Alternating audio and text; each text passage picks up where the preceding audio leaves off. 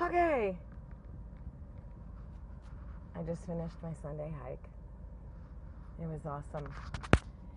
It was 107 or 108 degrees. And you may say, Jane, why don't you hike in the morning? Early in the morning. But I know my rhythm. And part of keeping a healthy, balanced life is knowing your rhythm and respecting your rhythm and doing what you know keeps you sane and balanced. And frankly, when I go off my rhythm, when I let people pull me off my rhythm, I start to get stressed and I get a stress belly. My belly grows. So that's how I gain weight. I get stressed out. So I'm really good at keeping my balance. I've had these 3 words floating around in my brain the last couple of days. Fixity of purpose. Fixity of purpose. Intention, determination.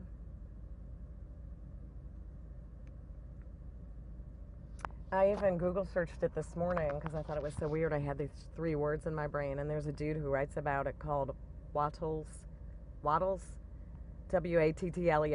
Wattles, and he says your fixity, your success is, I'm paraphrasing here, your success is directly correlated to your fixity of purpose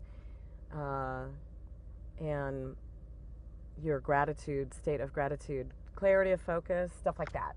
It's good. He's good.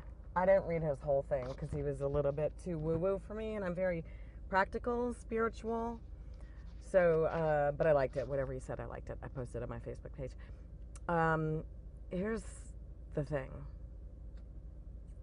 Fixity of purpose. Purpose is your lighthouse on the horizon that you're always moving toward in your boat. And you may be in a speedboat or a sailboat, a catamaran maybe, a sunfish. Those are sailboats. You may be in a ocean liner, a cruise ship.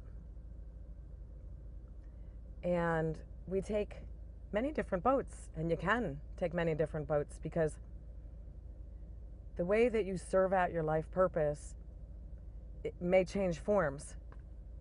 There were times where I was doing just a lot of individual sessions, and then I wrote a book, and then I started doing a lot of TV and radio, and now I'm doing more corporate trainings, but the life purpose is the same, and you got to figure out your life purpose, and it's easy to figure out. It's something that you already love doing. Like, I love sharing cool stuff that I've learned that helped me in my life. So it's something that you already love doing, and it serves humanity. And you may say, Jane, I'm an introvert. I don't want to serve humanity. I don't want to go out and talk to hundreds of people or talk on TV. Well, it doesn't have to be to serve humanity. You could be all alone writing a book in your study at home for 3 years. And your book comes out, and because you poured your heart out from the most authentic place that you have, comes from your soul, your gifts that you have, your true heart's calling, your soul's calling, your soul's passion. It will touch other people, and it will enlighten them or uplift them or make them laugh, and your purpose can be anything. You maybe like to make people laugh. You maybe like to make people feel loved or respected or heard or wanted or healed or connected. It could be anything. A goal is different than a desire. A goal is finite. So your life purpose isn't, Jane, I want to make $1 million. That's not your life purpose. That's a goal, because you're going to get there and it'll be done. And your life purpose is something that you're on it for your entire life. It's your gift. It's what you love doing. And when you get there, you're dead. When you reach it, you're dead. You'll see. I'll talk to you then. And people get distracted and they get pulled off the path of their life purpose to the point where they can't even reach a goal. For instance, I have people sometimes who have kids, and they have a problem child or a child with challenges, ADD, ADHD, oppositional defiant disorder, and they get hyper focused on the kid and fixing that problem, or the husband is drug addicted or alcoholic, or they want to find love and get married and have babies, and they think that that's all they want. They're obsessed with doing that thing. And that thing is finite, and it's a distraction. It's a way to conveniently avoid living your life purpose. And when we get hyper-focused on a problem, the problem grows. So I have parents all the time that they realize after a number of sessions, oh, I need to quit focusing on trying to fix my kid, because it's actually making my kid worse.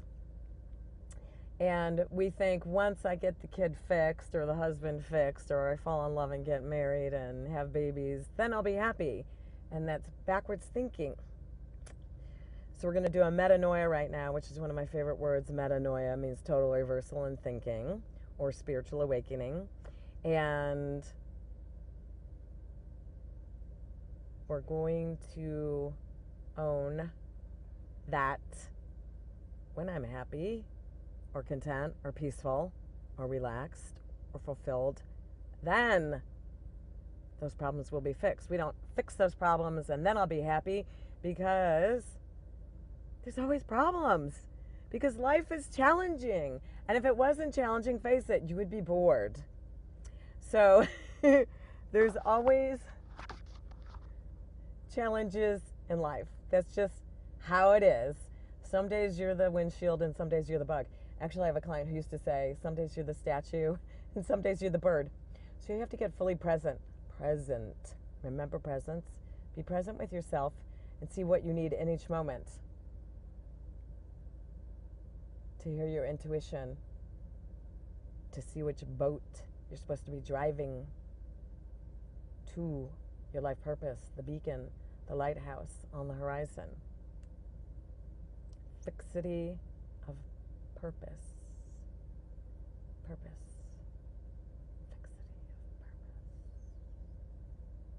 Stop distracting yourself with all those problems. Consciousness directs energy. Whatever you direct your conscious to, the energy will flow to that. In any moment, right in the middle of traffic, right in the middle of grocery store, when your kid's throwing a screaming fit, you could decide, I'm in a total state of peace and tranquility. Right when you're thinking about judging your husband or your wife, you could say, wow, this is exactly who this person is. Am I going to abuse them by judging them, or am I going to come out of denial and realize who they are and realize, wow, maybe this isn't going to work. Gonna love you from a distance then. I don't have to try to make you stop drinking or whatever. It's my job to find the appropriate distance at which to love each person unconditionally. So, fixity of purpose. I hope you're having an amazing Sunday, and I hope you're looking forward to your work week. And if you're not, what the hell are you doing there? All right. Mwah.